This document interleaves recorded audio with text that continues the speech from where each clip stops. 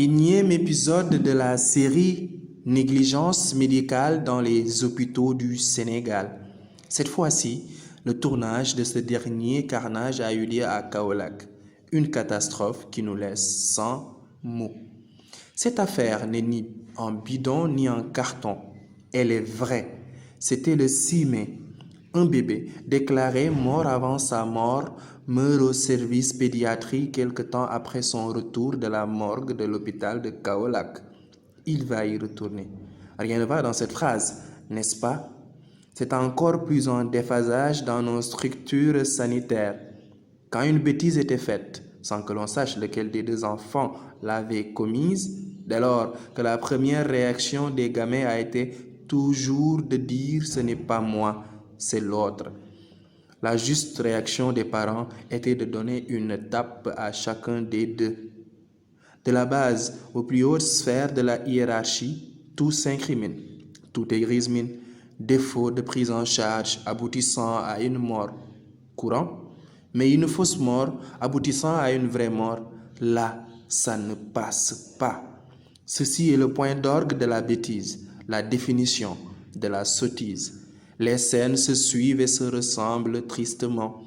Honteusement et piteusement, la justice intervient et s'adjuge le bas de l'échelle pour condamner.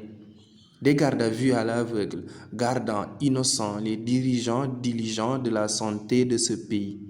Quel est leur sort? L'exemple de Louga est récent et fiévreux.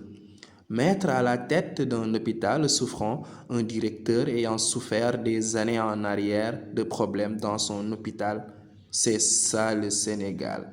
Le létal prend le dessus sur le vital. C'est tout le mal de notre société. Comme dans les précédentes affaires ayant impliqué le système sanitaire, les agents de santé, infirmiers, sages-femmes, aides-infirmiers, etc., sont les seuls examinés et exterminés.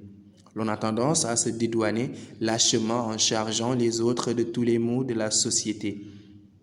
Mais oui, monsieur le juge, c'est lui là-haut qu'il faut coffrer. Il tire les ficelles. Écrivait Guy Busquet dans son livre Guernica. Les faciles boucs émissaires, c'est à eux de vivre la misère. Quid de leurs employeurs? Quid de ceux qui décident? Sont-ils moins coupables? Sont-ils moins blâmables? Incapables de prendre les décisions bonnes, de trancher en bon chef de maison.